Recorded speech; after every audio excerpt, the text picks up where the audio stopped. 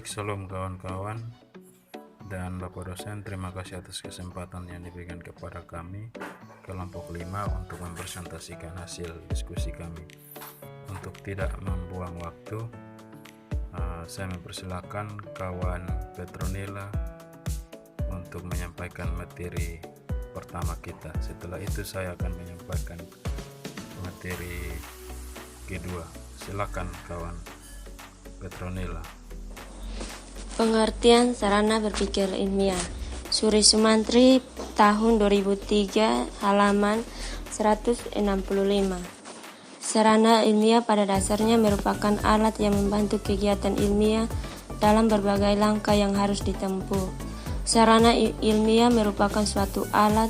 Dengan alat ini manusia melaksanakan kegiatan ilmiah.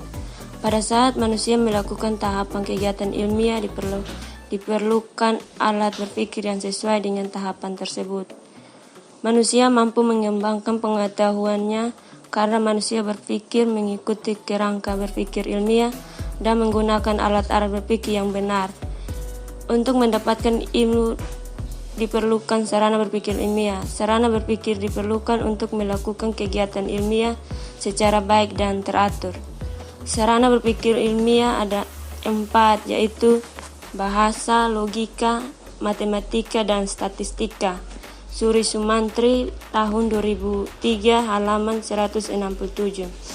Sarana berpikir ilmiah yaitu bahasa, matematika, dan statistika.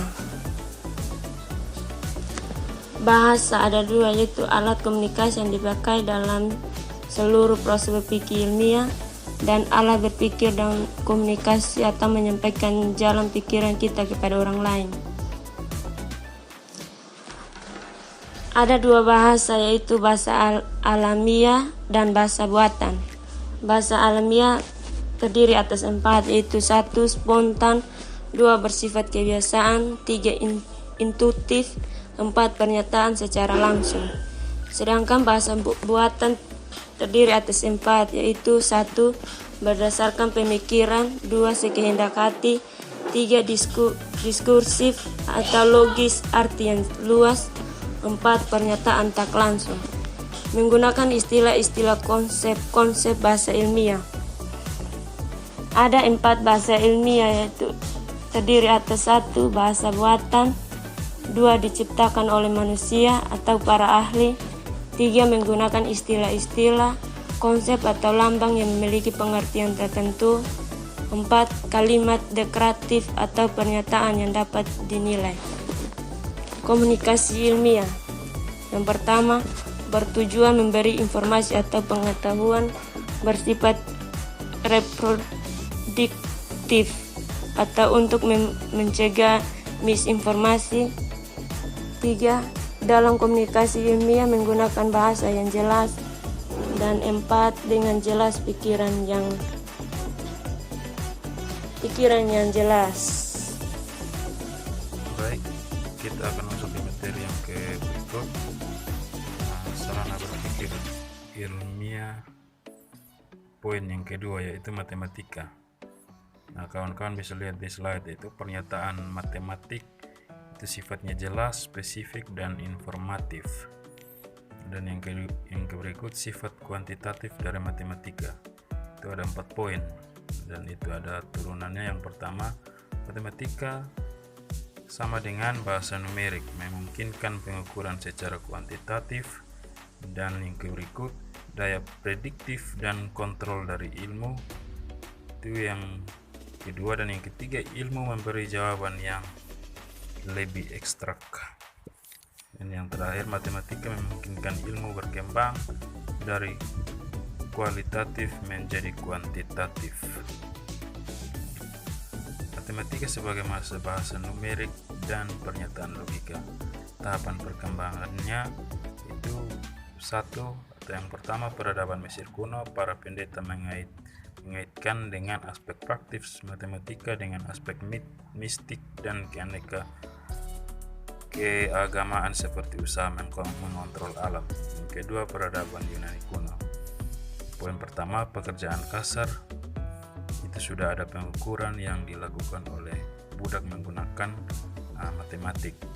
Yang berikut berikut sangat memperhatikan aspek eksetis dari matematika. Ketiga, peradaban timur. Ini peradaban timur, Arab, India, dan Timur, itu perkembangan ilmu hitung dan ilmu aljabar dalam transaksi pertukaran. Jadi mereka di peradaban timur ini menggunakan matematika sebagai alat transaksi pertukaran. Yang keempat, zaman Renaissance. Matematika menyampaikan informasi secara jelas, tepat, dan singkat. Misalnya rumus matematika itu digunakan sebagai alat yang memungkinkan kebenaran ilmiah lewat berbagai disiplin keilmuan. Beberapa aliran filsafat matematika.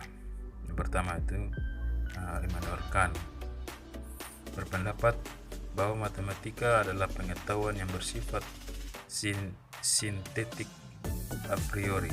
Eksistensinya bergantung panca indera dan logistik, tidak memperhatikan dunia empiris. Jack Bauer misalkan, matematika adalah intuisionis.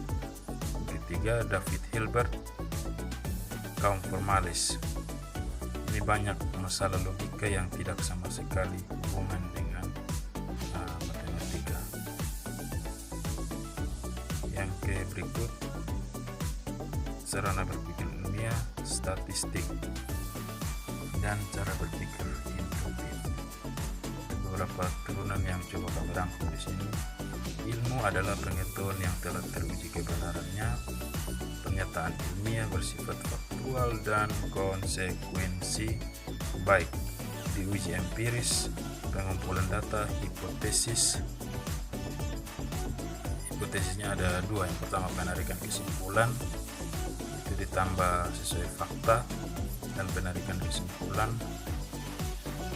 itu tidak sesuai fakta. Statistika. Kenapa ada statistika? Adanya keinginan untuk memperoleh sesuatu yang terbaik di antara banyak pilihan. Bagaimana caranya? Cara sederhananya adalah hasil yang akurat. Teori peluang awalnya atas dasar kepercayaan seseorang akan terjadinya suatu kejadian. Dibagi atas dua lagi, itu teori Galat dan teori distribusi. Hipotesis, bagian penarikan kesimpulan, itu dibagi atas dua, induktif dan deduktif. Induktif berdasarkan data, berdasarkan statistika dan premis benar dan prosedur sah. Kesimpulannya, kesimpulan belum tentu benar. Dan yang kedua, deduktif, berdasarkan matematika. Jadi induktif ini berdasarkan statistika, deduktif berdasarkan statistika. Nah, ini premis benar dan prosedur sah, kesimpulannya juga benar. Kesimpulan induktif, penarikan kesimpulan banyak masalah. Nah, penarikan kesimpulan banyak masalah, statistikalah yang memberi solusi. Uji kuantitatif misalnya sampel, ketelitian. Dan yang kedua, ketelitian dalam penarikan kesimpulan itu mendorong melakukan kegiatan ilmiah secara ekonomis. Beberapa tipe statistika bisa kawan-kawan lihat. Statistik teoritis didasar pada teori statistika, teori penarikan sampel, penaksiran dan distribusi. Statistik terapan didasar pada penerapan penggunaan teori statistik. Ini hubungan statistik dan matematika. Matematika lebih dahulu ada dibanding statistika. Statistika secara hakiki sama kedudukannya dengan matematika. Keseimbangan antar matematika dan statistika harus dijaga. Nah, demikian poin-poin presentasi kami dari kelompok 5.